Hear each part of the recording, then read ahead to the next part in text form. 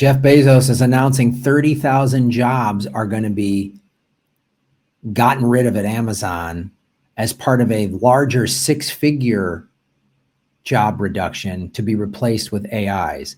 And this is happening all across companies in America, probably the world, but I'm going to just focus on America. So it's not good. A lot of people are going to lose their jobs and they're going to be replaced with AI. And this is a real fear because it is happening in real time. My name's Graham Elwood. You're watching the Bitcoin Vigilante. That's how you can donate there. But I would suggest buying Bitcoin because the robots are coming. I don't want to sound all crazy, paranoid Terminator, but this is real data that is happening. Okay, so this just got announced. Amazon will replace 600,000 workers with AI. 600,000. And they're going to start with 300,000 right now. Like that's happening tomorrow, Wednesday. And what else? So this is what Amazon is planning to do right there. These are all the robots in the Amazon warehouse running around doing jobs that regular American workers. Remember when COVID hit and Amazon wanted to force people to stay working in a warehouse and put their lives at risk? And Christian Smalls started a boycott protest of Amazon workers saying, we're not safe. We're getting paid $10, $11 an hour, and there's a virus that's killing people. We're not safe. And he started protesting. He started this whole labor movement. Well, this is Jeff Bezos' response to it. And for those of you people who love billionaires, remember now, Jeff Bezos was paid $600 million by the CIA to use Amazon servers to host their data, which means Amazon is compromised by the CIA, and the Washington Post, which is owned by Jeff Bezos, is compromised by the CIA. As a matter of fact, this isn't a wild conspiracy. This happened 2017, something like that, 2018. They bought his Amazon server, paid him $600 million.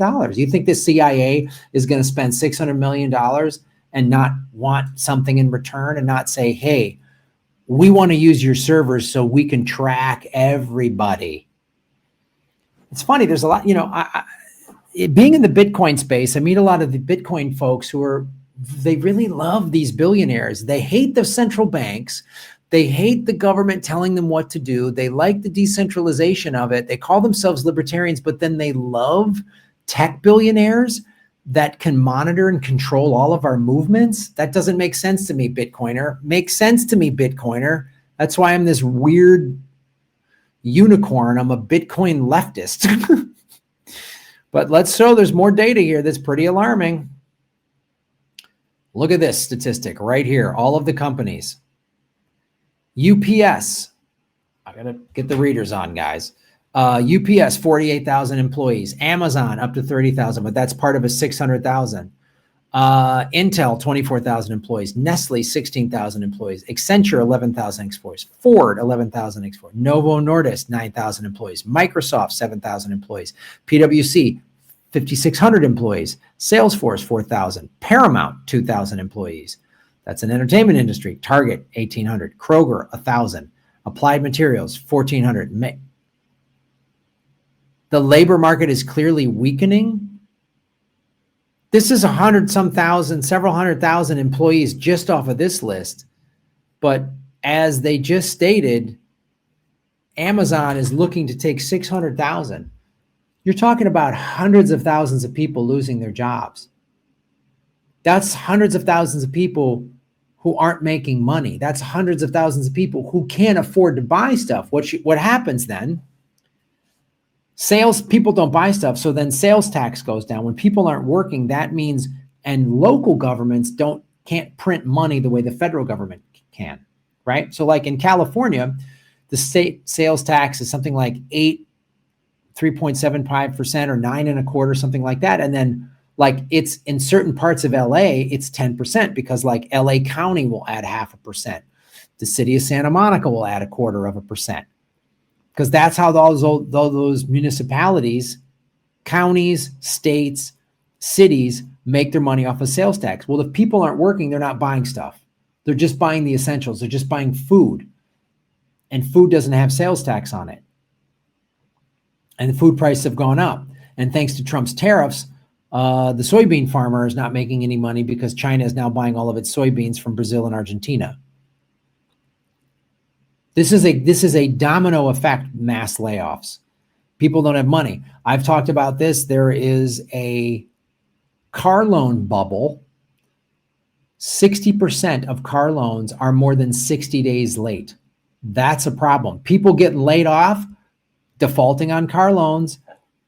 Foreclosures are going to go up, which, that'll make the hedge funds happy because they can buy more of our homes and turn every single American into a renter. The American dream was built upon you could buy a home.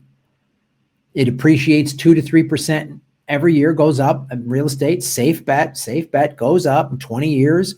You can sell that house, buy a bigger one, or leave that house to your children when you pass on. And that's how Americans created intergenerational wealth. American dream's over. It's done. Like George Carlin said, it's called the American dream because you got to be asleep to believe it. And Trump is just the worst version of this. But look, Biden gutted it. I mean, look what Obama did. Obama gave the banks hundreds of billions of dollars, didn't prosecute anybody. I mean, watch the documentary Inside Job. Goldman Sachs has been in every presidential cabinet since Reagan.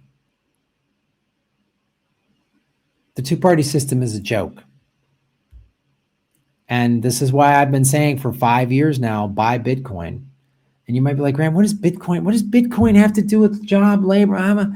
Because I know they're coming for your jobs. I know they want to replace you. They want to own your home and make you rent. They want to make you lease a car, not own. They want you in debt. They want you working 3 jobs. And Bitcoin will be the only safe haven. It's why it's the people's money, and institutional people are realizing it's their money. There's 56 million millionaires in the world, which means there's not enough Bitcoin for every millionaire to own one. There's only ever going to be 21 million Bitcoin ever created, ever. And a couple million of them are probably lost. If you own 1% of a Bitcoin, and it goes to 10 million a coin, it'll be worth $100,000. It's going to go nuts, and $115,000 is going to feel like a nickel compared to what the price is going to do. Because I saw this, I'm watching this thing collapse. I'm watching people lose everything. They're getting laid off. Crime goes up when there's mass layoffs, when the economy tanks. Suicides go up, drug addiction, domestic violence, and all the bad things go up when people are desperate. And in my opinion, they're forcing Americans. They want Americans to be desperate and where they take to the streets, and then they can clamp down on us with martial law and suspend the elections. And Trump will be made emperor for the rest of his coked up life. And then he'll give it over to one of his dumb sons. Are you going to let that happen? Is that what we're going to do? We're going to let Trump abandon the Constitution and get a 3rd term? Is that what's going to happen? This is not financial advice. I'm not a financial advisor. Bitcoin is the last hope for anybody to get out of this system because they're coming to crush all of us. I don't trust these people at all. I don't trust the Democrats. I don't trust the Republicans. And the billionaires that fund both of these parties. In the 2020 Democratic primary, the top 2 recipients of billionaire donor money was Joe Biden and Kamala Harris.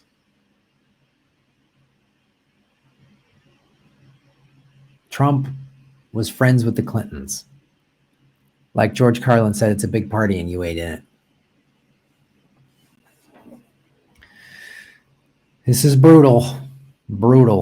Brace yourself. And if the dollar collapses and there's a run on a bank, there could just be this whole perfect storm of events happening.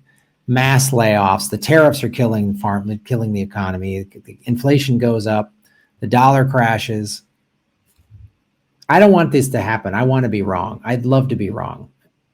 But I'm also an American Red Cross disaster volunteer. And our motto is be prepared. expect the best, but prepare for the worst. I've always said I'll be happy if I'm buried with a bunch of unused fire extinguishers and disaster kits that I never had to use. That'd be a great life. But Bitcoin is part of my disaster plan. So I hope you have one too. Follow the money, connect the dots, get the truth, and shave your knuckles for justice.